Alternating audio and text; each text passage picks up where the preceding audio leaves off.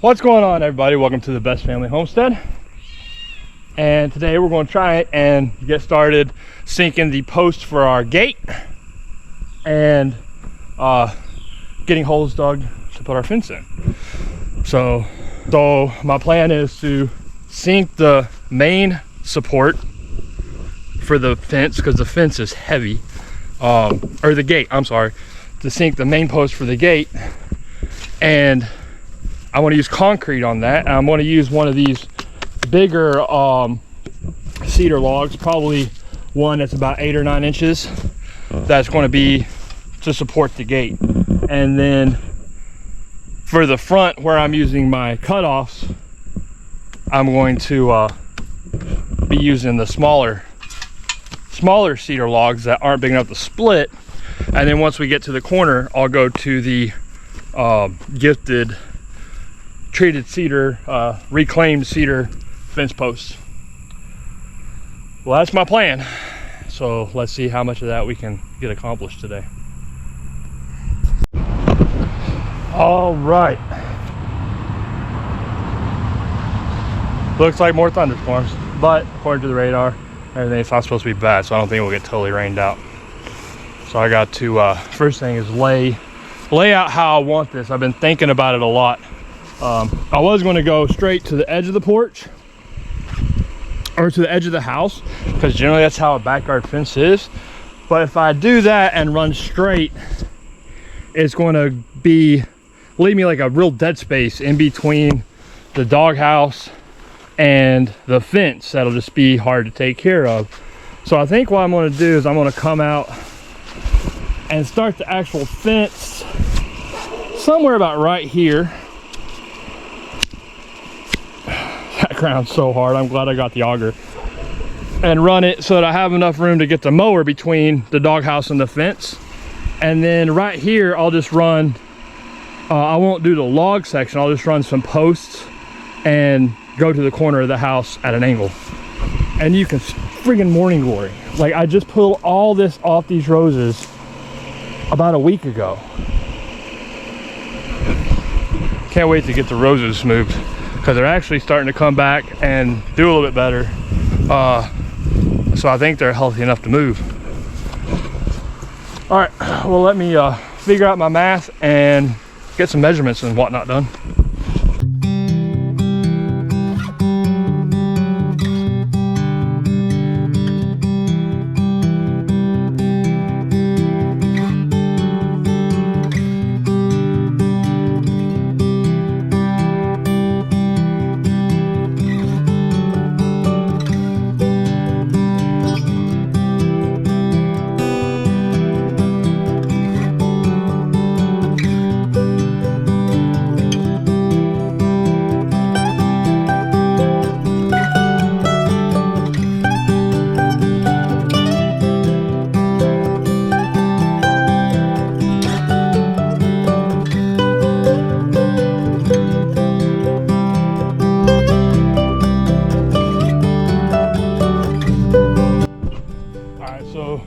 I've got 8 and 10 foot, or 8 and 12 foot logs, but I got a lot more 8 foot logs. I want to make sure I have enough to go all the way from the rocks to the edge of the woods.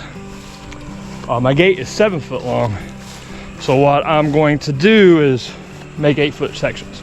So I'll be tall enough to, or this is short enough for me to get, or tall enough for me to get on it with the tractor, especially if I do a little bit of limbing. So I think I'm going to run one section of fence, then the gate, and then the rest of the fence. So I need to measure this section 8 foot, mark my spot, and then go get the auger and start digging.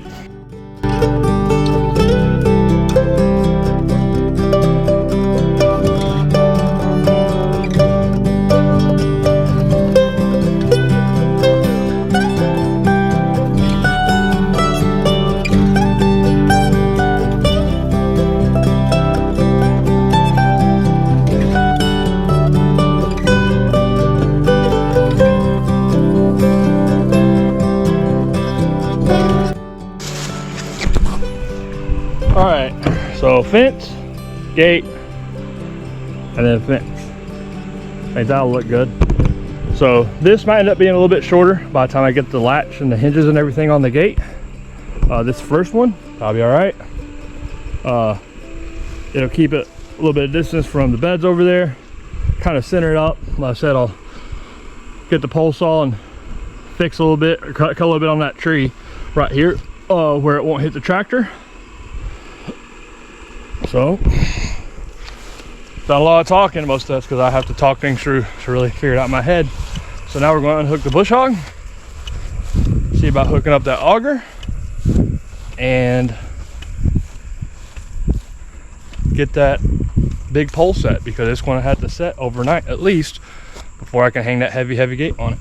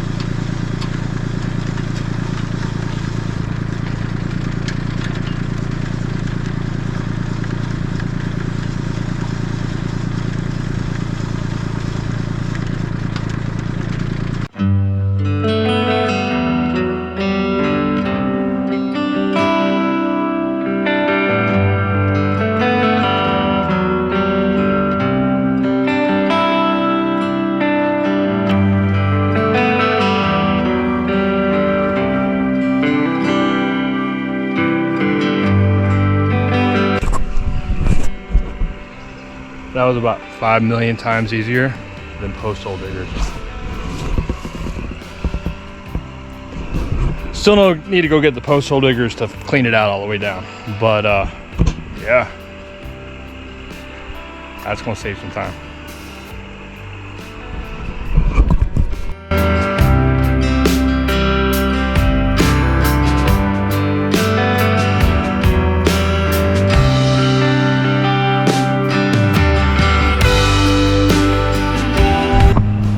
All right, cleaned out. Let's go pick us out a log, hook the forks up to the tractor and get it over there.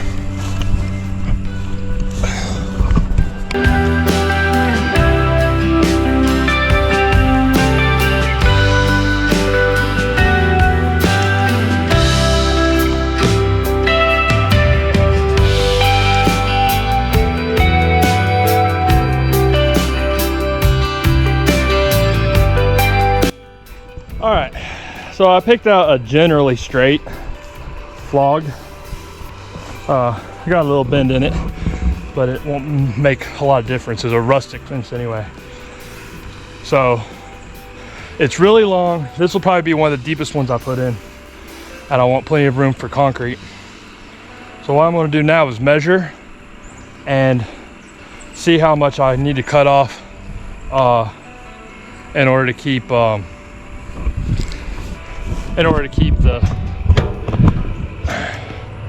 fence straight. So my plan is with our dogs to put the fence, because they don't really jump, I don't think it'll look right to go a full 4 foot high.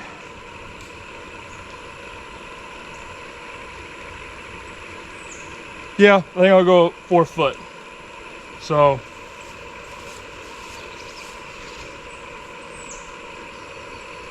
this hole is about 3 foot. I need to go get my other tape. I will in just a minute. This one was just here.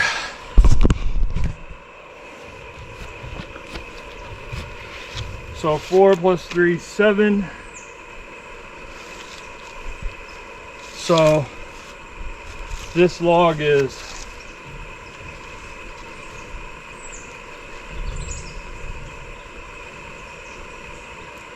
we'll say 10. That gives a little extra room. So I can cut 3 foot off of it.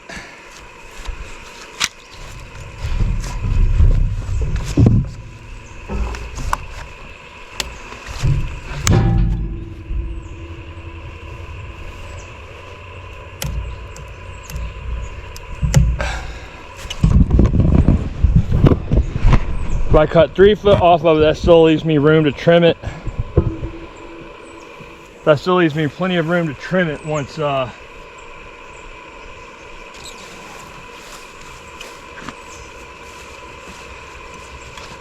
once I get it sunk. And it lets me cut a little bit of where the bow is out.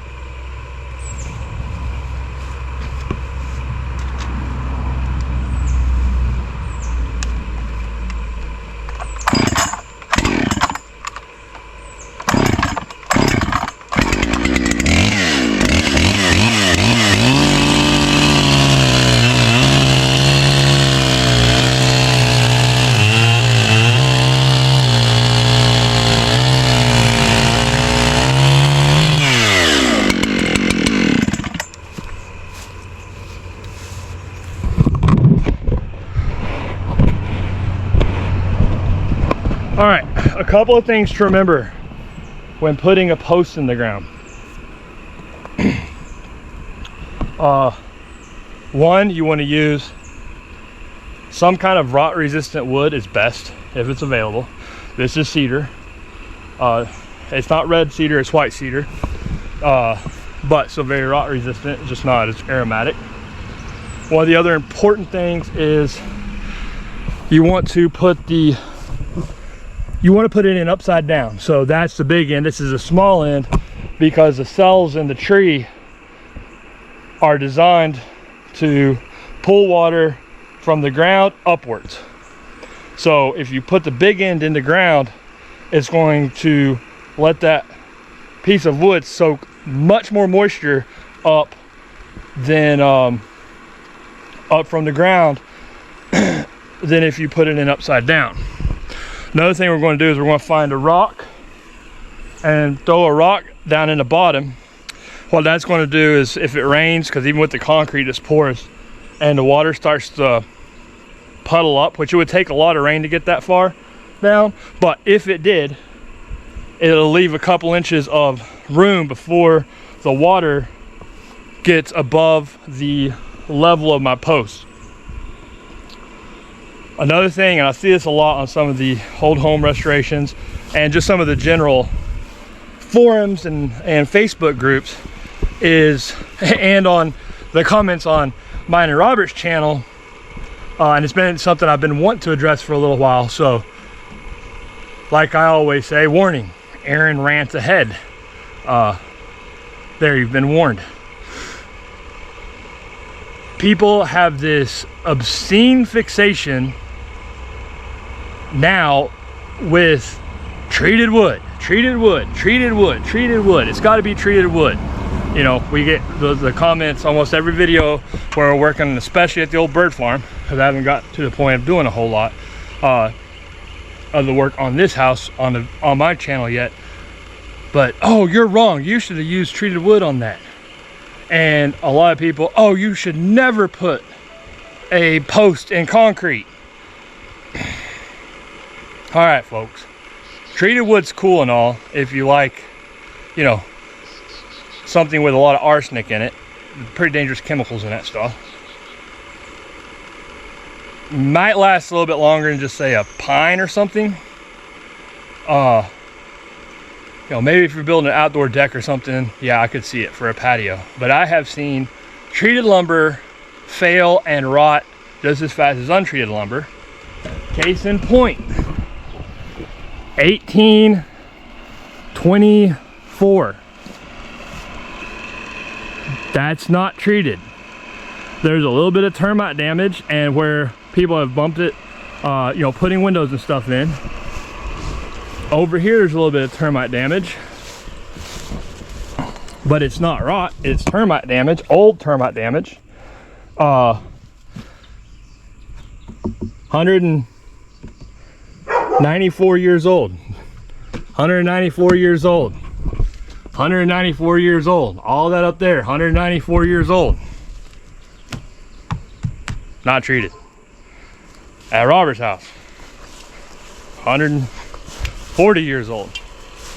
Yeah, there's some rotten stuff, but it's where leaves and stuff had piled up in the corner and held constant moisture against the foundation, along with the shade. It never had a chance to dry out. The barns at the mountain farm, if you guys have seen those, none of those are under 80 years old. They're all 80 to 110 or 120 years old. They all have untreated posts sunk in the ground, either with dirt or concrete around them, and they are still as strong as the day they were built. Maybe not quite as strong, but they're still extremely sturdy and not going anywhere. When I build something, I like to make sure that it's something that's going to last my entire lifetime, maybe part of my kid's lifetime. The odds of any of that stuff failing, nah, you know, get over the fixation of treated lumber. It can be done with untreated lumber. There are places where treated lumber does have to be used if it's in a code or something, but for what we do, what we're doing, it worked for literally thousands of years. There's still wood buildings in Europe standing 800-900 years old out of untreated lumber. Shoot, look at this. This is old rough cut. Again, there is some termite damage down there. But look at that. This is somewhere in the area of 100, 120 years old. It's fine. Aaron rant over. All right, I'm back. After my rant, I had to go back and see where I left off in the video because I totally forgot. So log upside down. A rock at the bottom is always a good idea. You do want to use some kind of rot resistant wood, cedar, locust, even a hardwood like oak, for something being buried in the ground. Pine, not the best idea. Really locust and cedar, willow, sycamore, all some of your best choices. So we've got her cut down. I'm going to leave some of these sticking off if it'll fit. I don't know if it will, just to add a little extra bracing to the in the concrete. And let's see about getting this girl in the ground.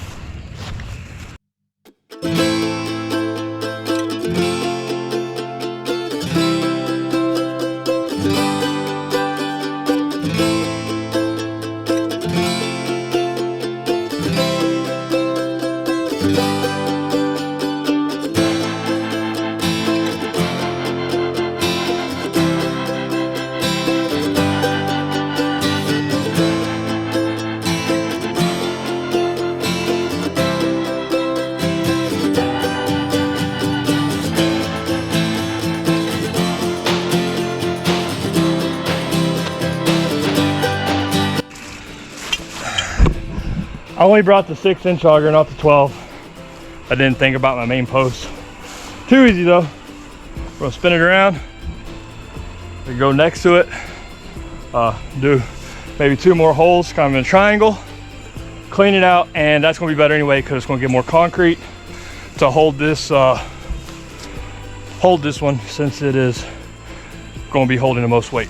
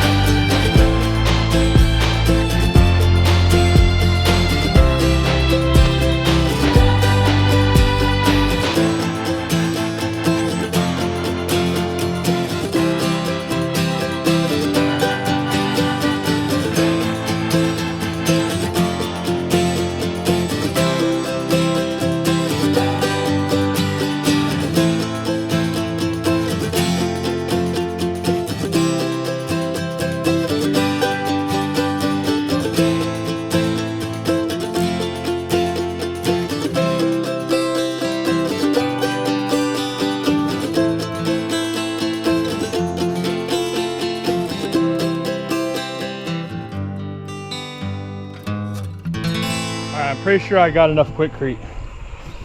4 bags should do it. If not, I can pick up a couple more, but this will get it initially set. So with Quickcrete, it's pretty easy. You don't need to mix a ton of it, or you don't need to mix it up. I'm just going to add a little bit of water here to the bottom of the hole. I'm going to put set my post in now.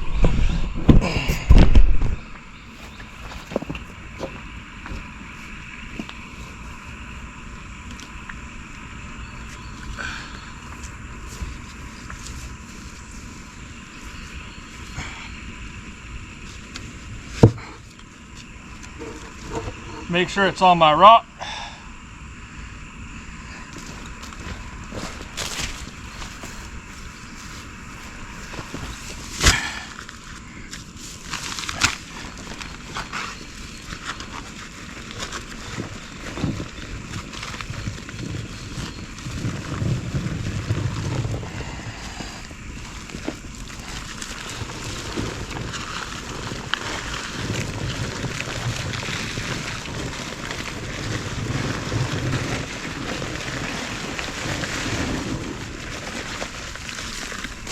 one bag. It's already starting to hold it.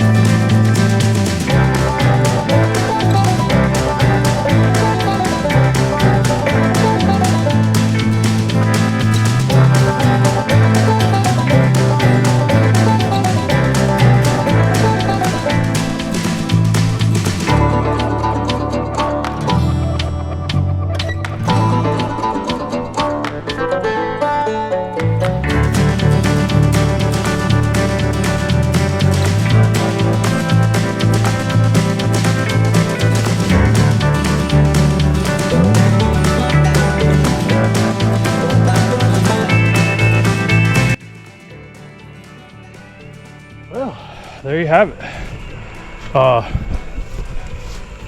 That's an 8-inch post with 240 pounds of quickcrete set almost 3 foot deep on a rock. Not going anywhere anytime soon. Caveat. So my rant distracted me. I did have something else I needed to add and do. But it's still gonna last a long time. Maybe just not as long as it would have, except that it's set in concrete. So I was gonna go get my draw knife, because you don't want to put a post in the ground with the bark on it, because the one thing on a cedar that is not really bug resistant is bark.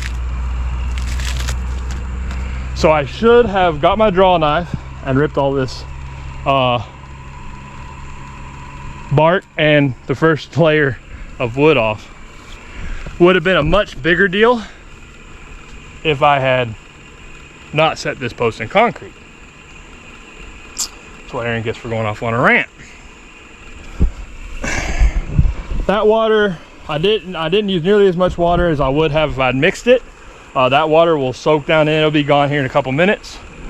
And any of the other water the quickcrete needs to cure, it'll absorb from the ground and set up. It'll take I'll put enough water where it should set up good enough to hang the gate by tomorrow, maybe Friday. We'll probably actually honestly hold off on the gate till the rest of everything's built, just to give it plenty of time to set up. One down. Center, we're going there, all the way down into the woods and back up. A lot more to go. So make sure and like, subscribe, and share if you want to see the gate get hung and the rest of this fence get built.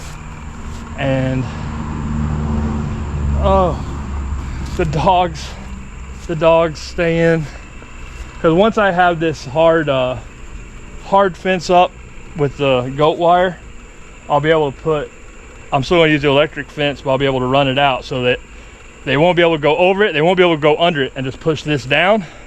So they would have to really nose under that bottom strand of electric fence to try and dig, and it would take them too long. I don't think they'll do it.